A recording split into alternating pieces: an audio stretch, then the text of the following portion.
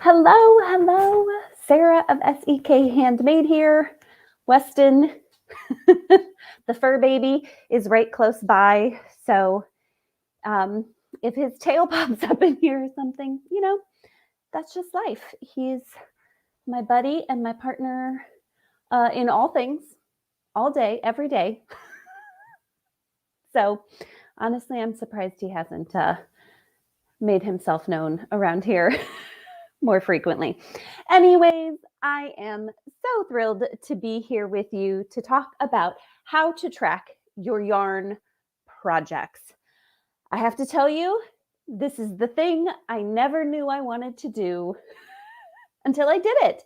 And a few years ago, I was on Instagram, just like casually scrolling along as you do, and I saw another person, yarn lover, on Instagram sharing how they tracked their yarn projects for the year.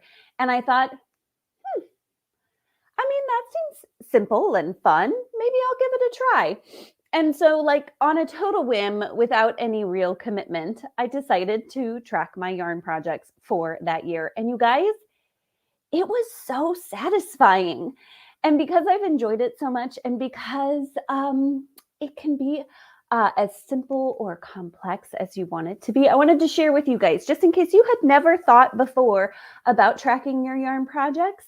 I wanted to give you some food for thought and some ways that you can track your project, because there really are ways, like a lot. And and it's really just so much fun. Before you decide even to track your yarn projects for the year, I want you to take a little time and think about intention. I have been trying, the older I get, to live with more intention and to think about, well, why do I do the things I do? What do I value?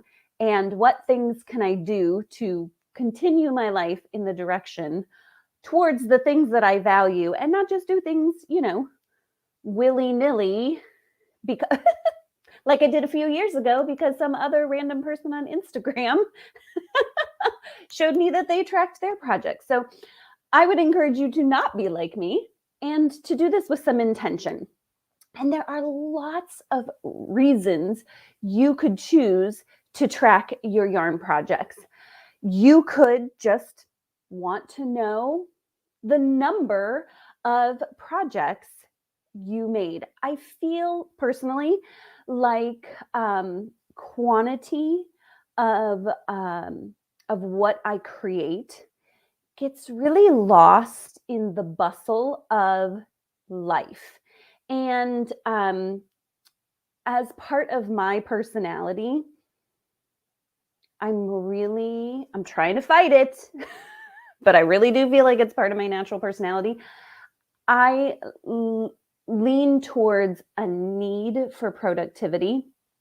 And so it's easy for me to finish up one thing, move on, do the next thing. Finish up that thing, move on, do the next thing. And because I'm always forward looking and always busy, I don't take the time to kind of internalize the progress that I'm making. And so I think that tracking my projects is a good way to keep me a little more present and to help myself realize that, like things are being done here. Progress is being made. And usually it accumulates to more than I think it's going to, which is, kind of fun. So I want you to think about your intention for why you want to track. You could just want to know sheer number of projects that you do. I think it's fun and a real low commitment way to just track the number of your projects. But also, like, each time it stacks up to a new number, it's kind of like, wow, I've really been doing a lot, which is a good feeling for me. You may have a goal. If you've set any yarn goals for yourself, you may have set the goal of, I want to do make a pair of socks every month. I want to donate a certain number of scarves to the local shelter. I want to commit to 20 hats towards Hat Not Hate. I think tracking your progress towards those goals can be super motivating in meeting those goals. So if you want to just track a number to a specific goal, that's going to maybe take a different form than if what your intention is to really have a detailed account of the projects you've done for the whole year. So you may just want to know a number just for fun. You may be trying to reach a goal.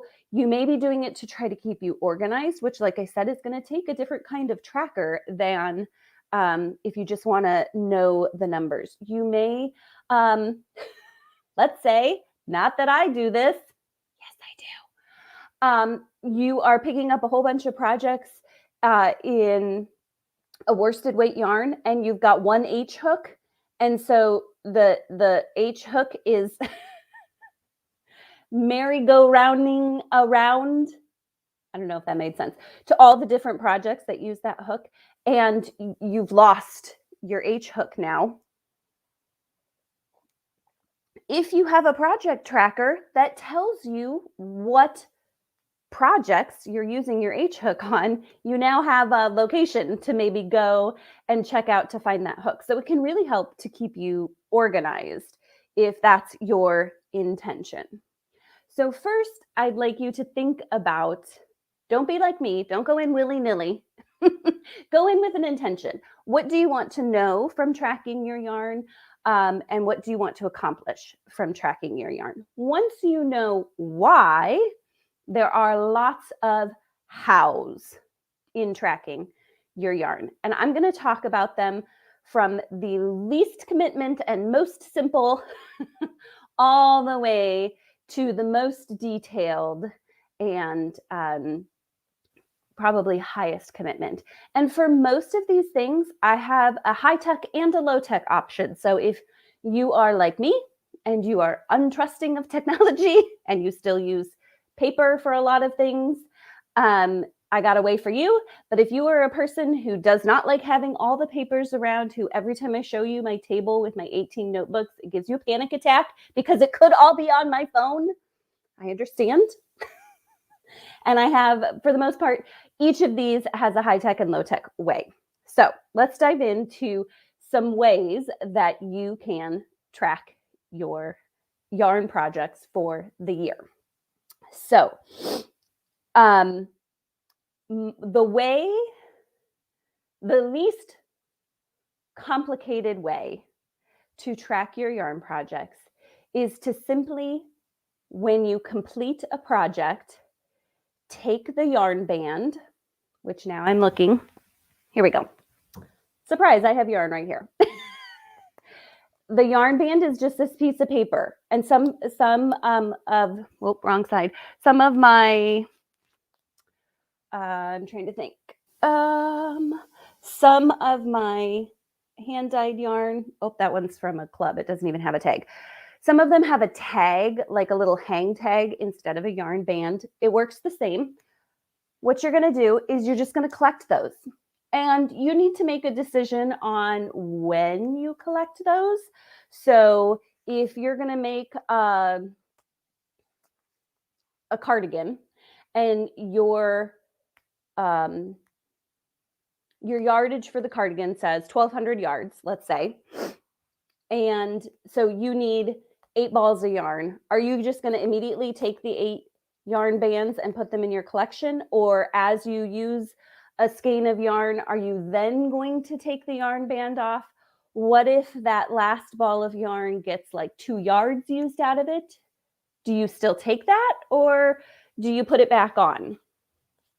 I will tell you this method, this super low commitment, low tech way of tracking yarn projects, this is the one I do. And here's how I do it. I'm just telling you for reference. You are welcome, obviously, to make your own choices here. I as I'm working on a project, if I complete an entire skein of yarn, so if I use the whole thing, I take the yarn band off and I put it in this box right here.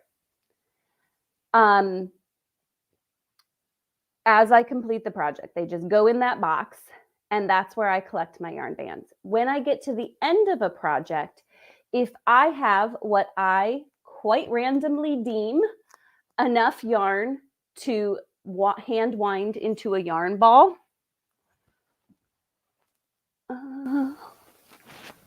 one of these little guys, then I will take the yarn band from that and I will add the yarn band to my collection. If I have, let's see, I've taken yarn out of this guy several times. So you can see this guy is not a full skein of yarn, but he still has his yarn band. And here's why. Because I want to know what this is and I don't want to have to go look it up. So if there's enough for it to stay in a semi organized state without being hand wound, then I leave the yarn band with it. Now, that means that not all of my projects are accounted for in my box, and I'm cool with that because my purpose is just to, I told you before, I have a hard time processing, internalizing the work I'm doing, and having that physical collection. Every time I open that box, I think, wow, look at all the things I've done. And that's all I want from that. I don't even need to know exactly how many projects I complete. It's just a matter of looking at my collection and getting good feelings, frankly. So the first way that you can track your yarn projects is just to collect your yarn bands and tags. Another way I would suggest is to fill in a graph. This can be low tech. Let me show you. I have made for you a project graph. Super low tech. What I would do with this is I would choose, you can see I've got larger numbers here, smaller numbers there. I would just fold this in half, print it out, fold it in half, and put a dot on each of these lines for every project that I completed each month. To me, that would be a really fun way to see numbers, to track a goal that you might have for number of projects, but still like super low commitment, right? It's not like you're like writing down a bunch of details or tracking a bunch of information. It's just sheer number. And you can choose, do you put the project on there when you start it, or do you put the project on there when you finish it? Totally your choice. So a graph like that would be super simple. If you are fancy and want to make that graph in some sort of app, I'm sure those exist, or in Excel to keep track of that, that's awesome too. So super simple way to keep track of sheer number of how many projects you do, fast and easy, a graph. Another way would be, I feel like taking it up a step, just a little notch higher, is to make a list of your projects. And again, you can either do a list of when you start or a list of when you finish them, depending on your goals and what you want to have a record of, can depend on what your list looks like exactly. And then obviously this can be low tech. I love to buy a pretty notebook. This would be a great excuse to buy another pretty notebook. Buy a notebook, put a little sticker on the front of it, or don't, that says something like my 2022 yarn project tracker, and just keep a list in there. You can list as much or as little information as you want. I have made this guy And I always think it's interesting to keep track of how long it takes me to complete a project. And so on this, I have the date started, a place for the project, and here you can put whatever information you want and can fit in there. It can just be the name, can be the name and the size you made, the name and who you made it for, the name of the pattern and the name of the designer, the name of the pattern and the yarn you used, whatever you want. And then at the end, the date you finished. And that's another simple way that if you want a little more information, you don't just want to see that you completed projects, but which projects you did. Making a list would be a super great way to have just a little more information without like a ton of commitment. Now, I want to tell you that the graph and the list I have made fancy for you. And if you look in the description below, when the video is done, preferably, if you look in the description below, there's a link to a blog post that I've written. That blog post expands on all of this information a little bit, so I recommend giving it a read. And then at the close to the bottom of that post, there's a little place for you to put in your name and email information and sign up for my email list. And then you will be automatically sent the project, the yearly project tracker for 2022 that I have made, so that you can start tracking your projects right away. It's super simple. It'll download automatically and you can print it off and get going. I have not completed many projects this year, but maybe you're already on a roll.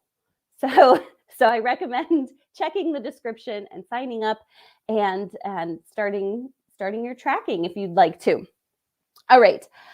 Another way that is pretty simple, if you think, okay, those are fine, Sarah, but I already have lots of things that I put information into in my life. I don't need something else. Then I want to recommend putting it in your calendar. As I have said before, am untrusting of technology when it comes to calendars.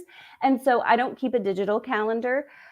So if you're like me and you use a paper calendar, I want to suggest that maybe you have a special colored pen or pencil or marker that you use to track all of your projects. And then just in your calendar, write down whatever information you want about that project in that special color.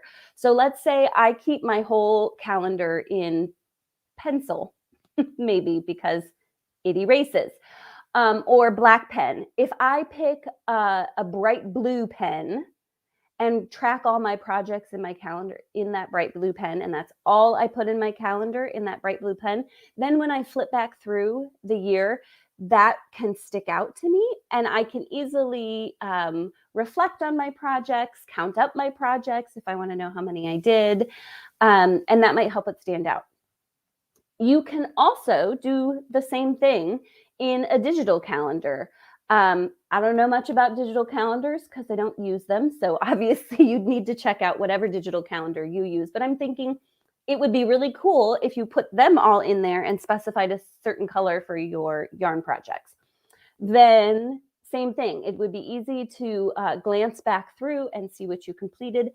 I don't know how fancy digital calendars get. I imagine some of them get quite fancy. And that maybe you could put some sort of keyword in them or title them all the same, like completed project or finished object. And then maybe you could search for all of those events or notes. And then it would just compile it for you. And you'd be able to see all the progress you've made and all the cool things that you've done throughout the year. So put it on your calendar. That's another suggestion. All right. If you are a person who would like to track your projects for more organizational purposes, I'm going to recommend that you try a project journal. So another great excuse to go buy a fancy notebook, which as we've covered, I am very pro fancy notebook. Get your notebook, or if you're a bullet journaler, You could set up project pages in your bullet journal, and think about what kind of information you'd like to include. And this can fluctuate. You may I don't know about you, but I'm always more enthusiastic certain times of the year than others. And that's fine, because the purpose of this is for you and your joy and your intention, which can change. That can be evolving, and that's fine. But you can start your journal with a lot of enthusiasm and decide, I'm going to keep all the details. I'm going to write the name of the pattern, the designer of the pattern, the date I start, the yarn I'm going to use, the needle or hook I use to meet gauge, the size I knit or crocheted. When I'm done with a project, I'm going to write notes about changes that I made, how I felt while I was working on the See, you can get really, really, really detailed with a journal and keep all those details in there. You can put in your project when you start it, take all the notes, kind of finish the entry off when you finish the project. And that would be a really low-tech way to keep track of lots of details on each project. If you are a person who would love to do that and have all the details, but would like a more techie way to do that, which this is not super high tech. So, but it is a way to kind of curate that kind of journal on technology, so that you can take it everywhere with you without physically having to take something everywhere with you. And the categories are already all set up for you. So if you are not familiar with ravelry.com, I'll put a link to Ravelry in the description. I recommend you check it out. Subscribing, signing up for it is free. And then you have access to all of their tools. And one of their tools is creating projects on Ravelry. And they have all the things already set up for you. A place to put your name. You can link it to the pattern you're using if that pattern is on Ravelry. You can list the yarn and the colorway. And you can link to the yarn so that it pulls up how many yards and ounces are in a skein, and then you can share how many skeins you used. You can even share or log where you purchased the yarn, what hook size you used, what the gauge was in the pattern, what gauge you made, how happy you were with the project when you started it, when you finished it, where you're at with it. Lots and lots of possibilities, but don't get overwhelmed, because one, you don't have to use all of their suggested categories. You can decide, I want a picture, I want to know the name of the pattern, I want to know what yarn I used, and I want to take a couple quick notes. And then that's all you have to use. You don't have to use every suggested category. But if you have not completed a project on Ravelry and you would like a step-by-step tutorial on all the things Ravelry projects, I have created a tutorial video to step you through that. So I will add that in the description below as well, so that you can check that out and see what that's all about. So there you go. From just keeping your yarn wrappers to blogging all the details on Ravelry or in a yarn journal, you can span the whole spectrum from simple to complicated to detailed to who knows how many projects I completed, but I used this much yarn-ish.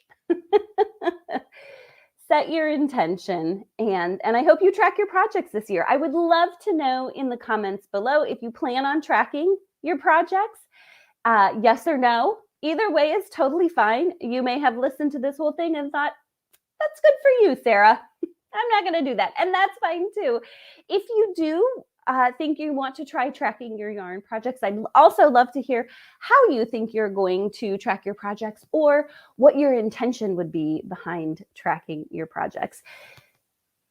I hope you find as much joy in it as I have, no matter how simple or detailed you choose to go. Thank you so much for joining me today. I want to encourage you to like this video if you enjoyed it. It helps me understand what kind of content you would like to see in the future.